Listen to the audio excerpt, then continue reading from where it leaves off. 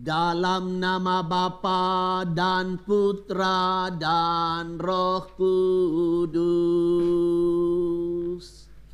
Amin.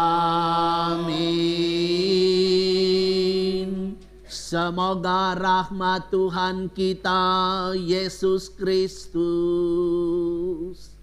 cinta kasih Allah dan persekutuan Roh Kudus tinggal bersamamu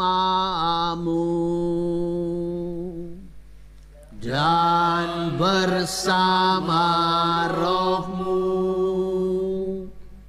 Silakan duduk sebentar.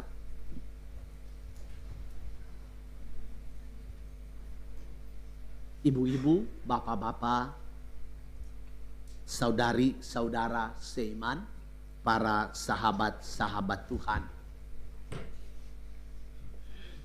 Konon sebuah legenda tentang thornbirds, burung-burung yang pandai sekali bernyanyi, tetapi dia harus hinggap di pohon dadap yang berduri. Hanya dengan berdiri hinggap di pohon dadap yang berduri itulah dia akan mengeluarkan suaranya yang paling indah. Suatu ketika burung-burung ini hendak bernyanyi.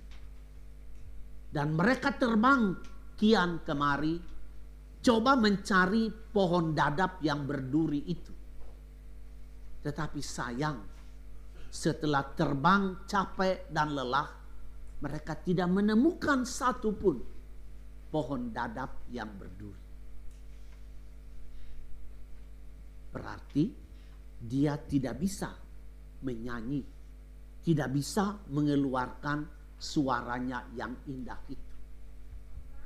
Tetapi dia ingin sekali alam semesta jagat raya mendengarkan suaranya itu. Apa yang terjadi? Burung-burung itu mematok dadanya sendiri, melukai dirinya sendiri.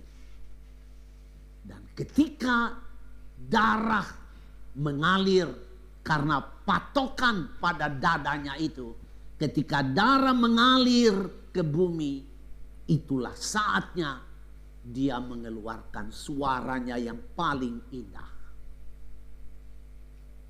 Pertanyaan kita adalah, apakah Allah Sang Pencipta setuju dengan cara itu?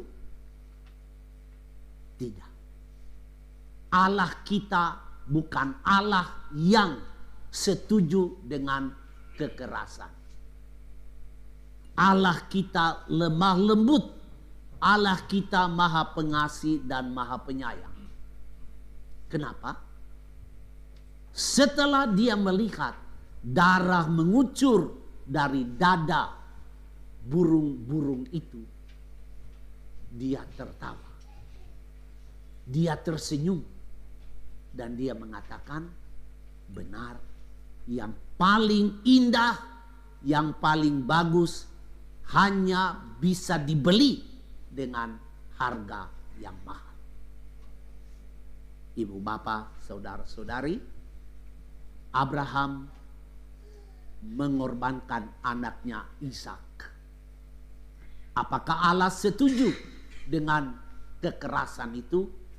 Tidak. Abraham diuji imannya dan dia taat. Allah memberi kepadanya keturunan sebanyak bintang di langit. Allah memberi kepadanya keturunan raja-raja. Dan Allah memberi kepada Abraham keturunan yang membawa berkat bagi seluruh dunia. Kristus, anak Allah. Allah tidak menyayangkan anaknya itu. Dia memberinya sebagai korban tebusan. Apakah Allah setuju dengan kekerasan salib? Tidak. Allah hanya menuntut kesetiaan.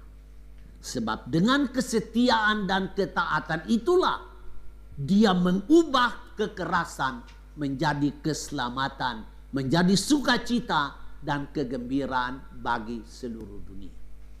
Ibu bapak, saudara-saudari, hari ini kita akan bersama-sama merenungkan tema ini. Yesus Kristus adalah cahaya. Yesus Kristus adalah terang yang menghalau kekerasan dari dalam kehidupan bersama kita. Mari kita mulai misa kudus ini. Kita mengakui kelemahan-kelemahan kita. Kadang-kadang kita juga melakukan kekerasan kepada sesama kita. Mungkin kekerasan tidak dengan fisik, tetapi dengan wajah yang seram, dengan wajah yang marah, dengan wajah yang garang, dengan wajah yang tidak bersahabat. Dengan cara-cara itu sangat sederhana, tetapi itu sudah kita menunjukkan kekerasan kepada sesama kita.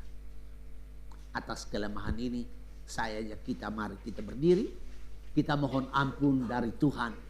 Kita mau mendengarkan firman-Nya supaya Dia mengubah wajah-wajah kita yang kadang-kadang garang dan amarah itu, penuh amarah itu.